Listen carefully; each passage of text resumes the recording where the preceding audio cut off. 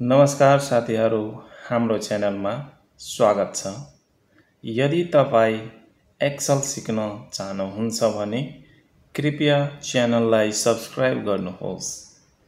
आज हामी MS Excel को फाइल मेनुलाई पूर्ण रूपमा नेपालीमा सिक्नेछौँ। एमएस एक्सेल को फाइल मेनुहरूको बारेमा आज हामी सिक्नेछौँ। जस्तै यहाँ स्क्रिनमा हेर्न सक्नुहुन्छ, मैले एउटा सानो स्क्रिनशट राखिसकेछु जसमा एक्सेल को फाइल मेनुलाई हामीले आज यस भिडियोमा सिक्नेछौँ। भिडियो अब सुरु गरौँ।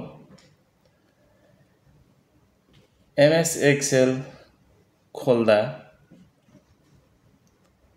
माथि बायाँ कुनामा रहेको फाइल मेनुमा क्लिक गर्दा यो मेनु खुल्छ। यो एक्सेल खोलिसकेपछि यहाँ तपाईको यस्तो इन्टरफेस आउँछ, जुन एक्सेल खोलिसकेपछि अब तपाईँ यहाँले यो फाइल मेनु यहाँ बायाँपट्टि हेर्नुहोस्, यसरी देख्न सक्नुहुन्छ। यसमा क्लिक गर्नुभयो भने तपाईलाई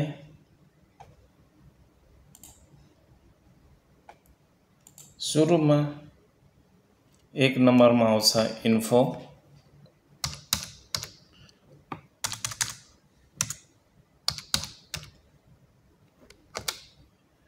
इन्फो।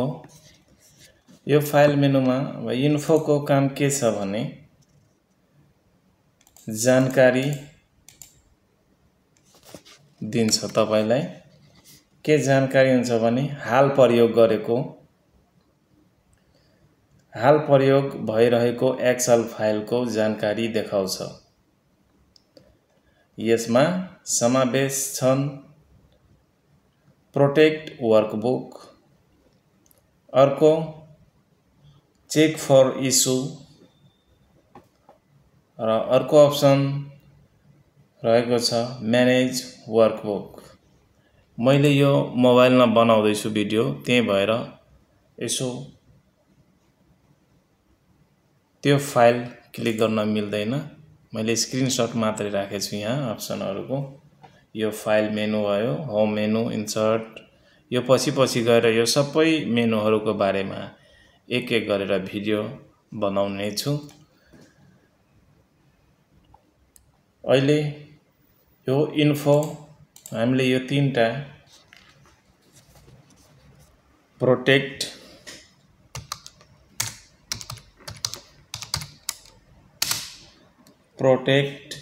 वर्कबुक अर्को हुन्छ। यसमा हामीले चेक फर इस्यु 2 नम्बरमा चेक फर इस्यु, अर्को हुन्छ म्यानेज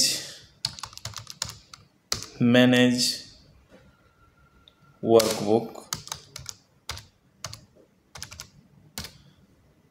यो तीनवटा अप्सन तपाईलाई इन्फोमा भेटाउन सक्नुहुन्छ। यो विन्डोज 10 प्रो, विन्डोज 10 मा अप्सन देख्न सक्नुहुन्छ। अर्को हुन्छ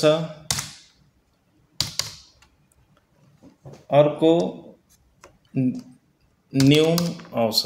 न्यूमा अप्सन के आउँछ भने तपाईलाई नयाँ एक्सेल फाइल बनाउन प्रयोग हुन्छ। यो न्यू अप्सनले नयाँ एक्सेल फाइल बनाउन प्रयोग हुन्छ। विकल्पहरू के हुन्छ यसमा? ब्ल्याङ्क वर्कबुक,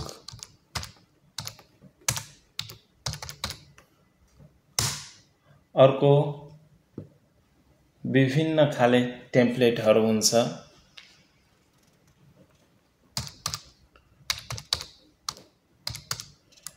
टेम्प्लेट नमुना फाइलहरू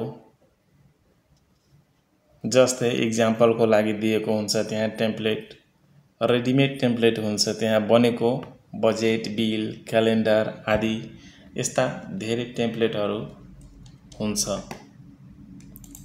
तपाईले त्यहाँबाट मन लागेको युज गर्न सक्नुहुन्छ त्यो टेम्प्लेटबाट युज गर्न सक्नुहुन्छ त्यस्तै अर्को अप्सन रहेको छ ओपन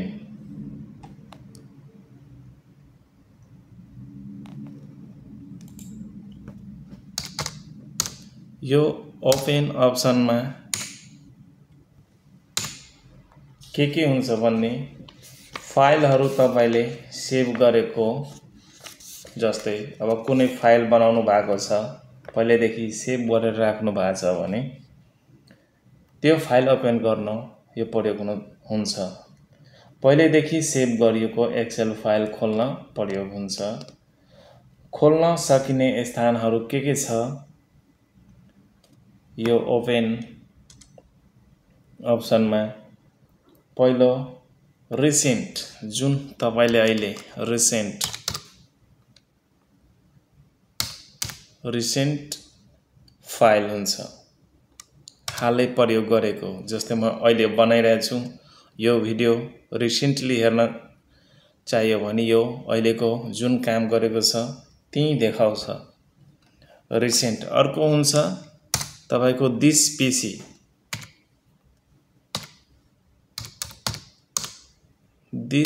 पीसी भनेर हुन्छ अर्को हुन्छ अन ड्राइभ यो क्लाउड स्टोरेज हो अन ड्राइभ अहिले नयाँ भर्जनको यो तीनवटा अप्सन तपाईले यो ओपन अप्सनमा हेर्न सक्नुहुन्छ अर्को अप्सन छ सेभ यो अप्सनले तपाईलाई फाइललाई सेभ गर्न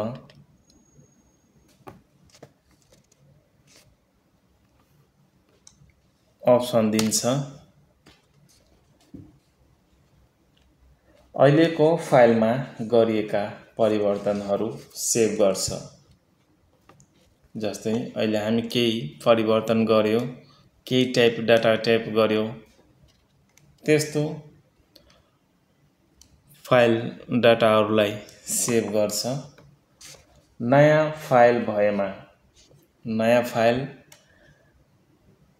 भएमा फाइलको नाम स्थान जस्तै अब यो हामीले पहिलेदेखि सेभ गरेर राखेको फाइल छ भने केही छैन अब नयाँ फाइल बनाइयो भने त्यसको लागि नयाँ फाइल भएमा फाइलको नाम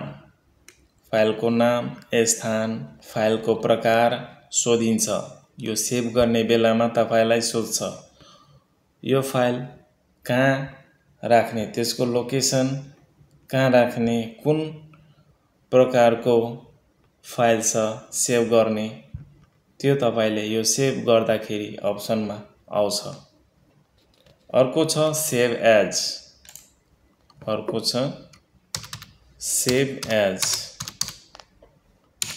अब यो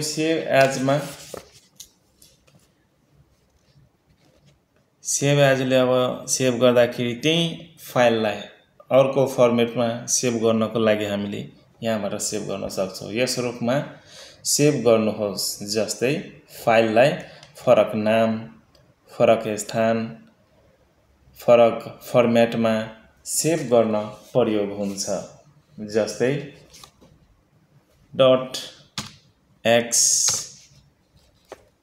.xlsx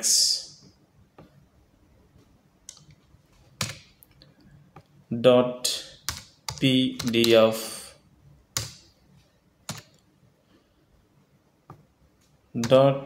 .csv यस्ता फाइलहरूको फर्मेटमा सेभ एजको अप्सनले तपाईलाई सेभ गर्न अप्सन दिन्छ त्यस्तै अर्को अप्सन रहेको छ प्रिन्ट। अर्को अप्सन रहेको छ प्रिन्ट।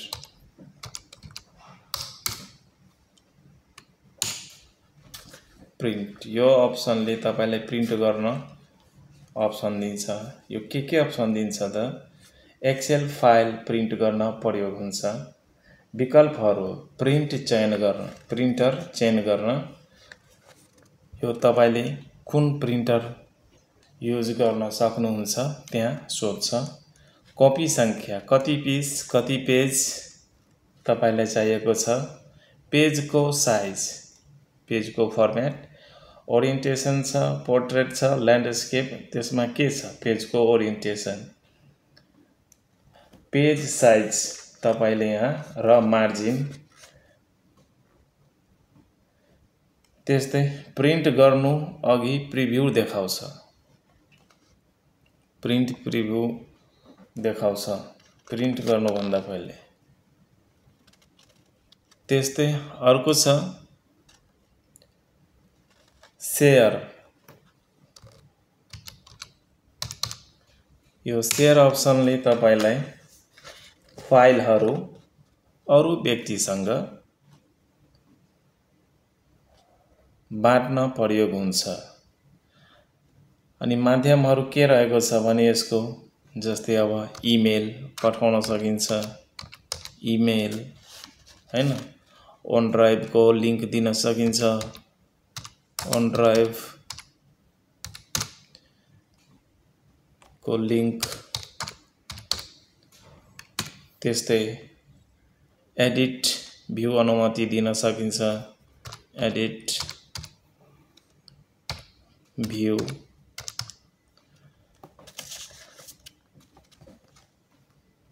यो शेयर अप्सनमा तपाईले यो फर्मेटहरू अप्सनहरू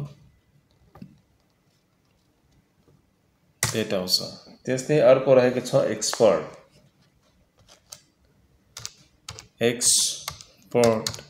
एक्सपोर्ट अप्सनले तपाईलाई यहाँ के गर्न अप्सन दिन्छ त यहाँ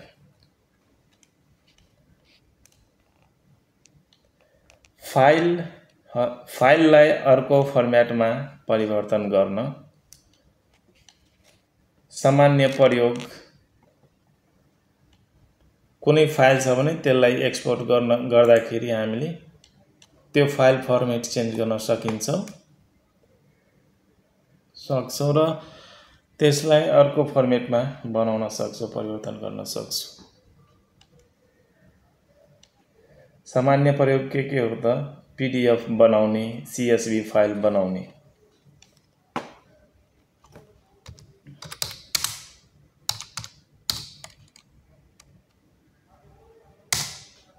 अर्को अप्सन रहेको छ क्लोज।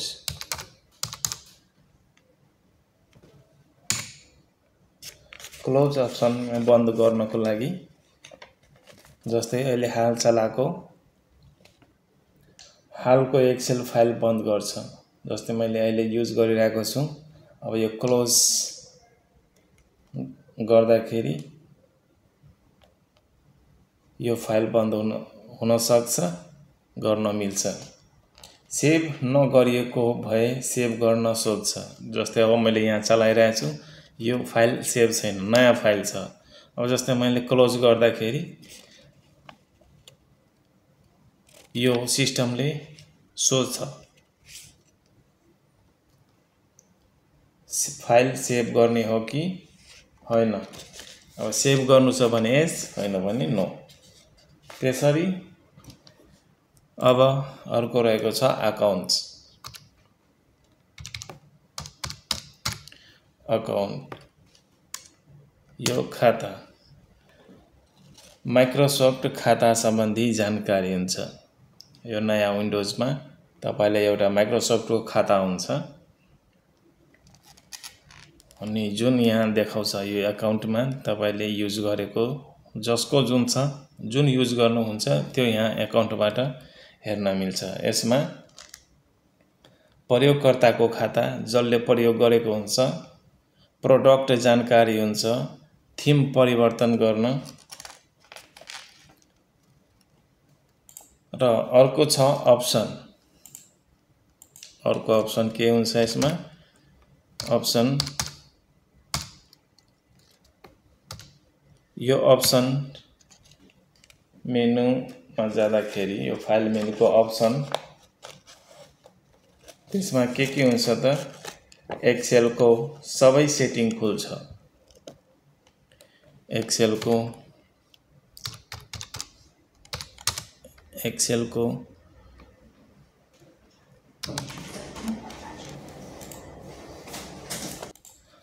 एक्सेलको सबै सेटिङ खुल्छ। यसमा परिवर्तन गर्न सकिने कुरा जेनरल,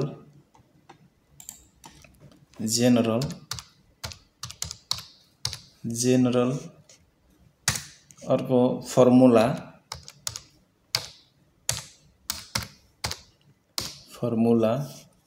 अर्को प्रोफिङ,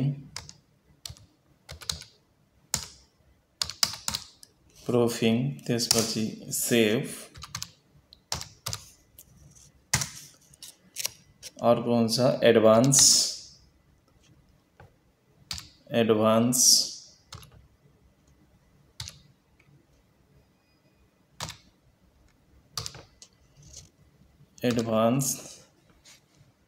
यो अप्सनहरु तपाईले यो फाइल